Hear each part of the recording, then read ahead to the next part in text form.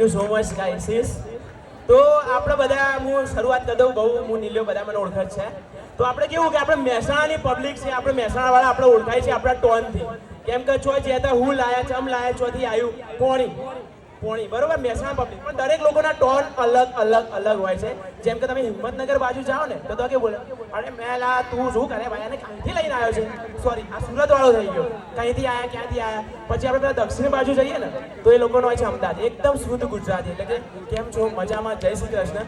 પણ કેવું દરેક લોકોના અલગ. જ્યારે હું નાનો હતો ત્યારે એક વખત હું મારી મમ્મી જોડે ગયેલો શાકભાજી લેવા. તો એમાં કેવું થયું, એક માસી આવ્યા ને એમને પૂછ્યું કે ભાઈ ચા માલ્યું. મેં ચમ આલ્યું એટલે મારી મમ્મીએ પૈસા આલ્યા ના લે. એટલે મતલબ આવું ક્યાં ખબર નથી પડતી કે આ ભાવ પૂછાય એકચ્યુઅલીમાં. અને પેલું કહેવાય છે ને કે આટલા બહેનો ઘણા બધા બેઠા છે, બહેનોમાં એક અદ્રશ્ય શક્તિ હોય છે, મારી મમ્મીમાં પણ છે. એ લોકોને જ ખબર હોય, આપણને ના ખબર. જસ્ટ લાઈક કે અમારા મહેલામાં કોઈક આવ્યું ઊંઘાડી લો ખબર ના પડે આપણે મમ્મી ખબર બાલ આલો ને ફુગ્ગા લઈ લો. હા ભાઈ ઘરમાં ગરમ ચાલો વાલે ઠંડીમાં ઉછી લાગે ઘરમાં ચાલો આપણે ના ખબર પડે, મમ્મી ખબર પડે ભાઈ ઘરમાં પેલો ગરમ ચાદર વાળો આવ્યો છે, શિયાળ સીઝન ચાલુ થઈ ગઈ એટલે આવું હોય છે.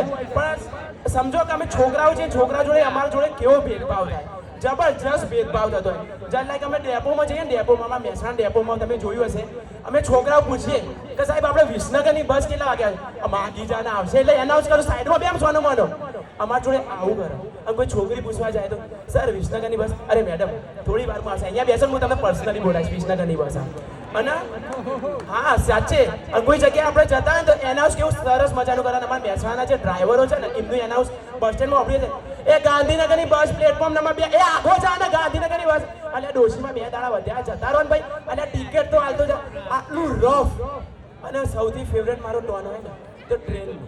એમાં કેવું બોલે यात्रीगण कृपया ध्यान दें, प्लेटफॉर्म नंबर 2 पे आने वाली ट्रेन प्लेटफॉर्म नंबर 3 पर आएगी आवश्यक कारणों के साथ. હા અને બધા ટ્રેનમાં મુસાફરી તો કરી હશે. ટ્રેનના અંદર આપણે જઈએ ને તો એક અલગ વ્યક્તિ આવે, એ બી સેમ એવું કે આપણે જ્યાં જોઈએ ને ત્યારે ખબર પડે એ ગણવાળા ચા વાળે ભાઈ ચા વાળો આવ્યો.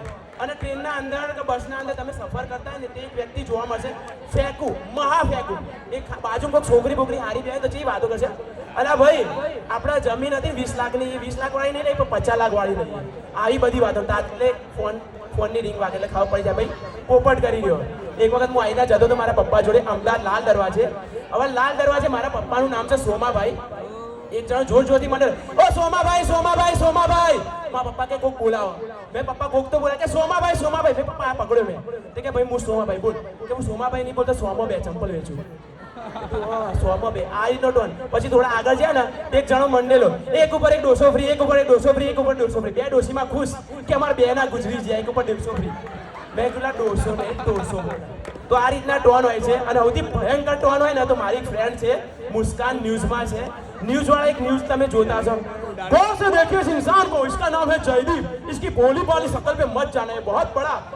એવું એટલા બીવડાના લોકો બીવડાયા લોકોને ક્યારે ખબર કોરોના ટાઈમમાં પેલા કેવા કોરોનામાં લોકો કેસ જેને કોરોના થયા ને એ રીતના નતા ગુજ્યા. જેવી ટીવી ચાલુ કરી સમાચારમાં આજે મહેસાણામાં કોરોના 500 કેસ ગાયબ. જેટલા બી જે ઉંમર લાયક હતા બધા ગાયબ. એટલે આ રીતના ટોન હોય છે, દરેક લોકોના અલગ હોય છે. અને સૌથી ખરાબમાં ખરાબ ટોન કહીએ કે શુદ્ધ બોલીએ કે પણ તોય કેવું બોલશે કે તોતલું મેલા બાબુને તાના દાયા પણ કેવું આવું તાર બાબુ ખાઈ લે ભાઈ આવું એટલે એટલું તોતલું બોલા. અને એક ટોન તો બધા રેગ્યુલર જીવનમાં સાંભળતા જ હશો, પેલા જે જુબા કેસરી હોય ને મોઢા મસાલો બનાવે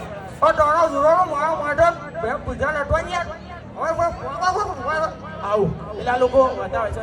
તો thank you so much guys, મારા માટે તાળીઓ પાડી તો મને આટલો ટાઈમ મળ્યો હતો.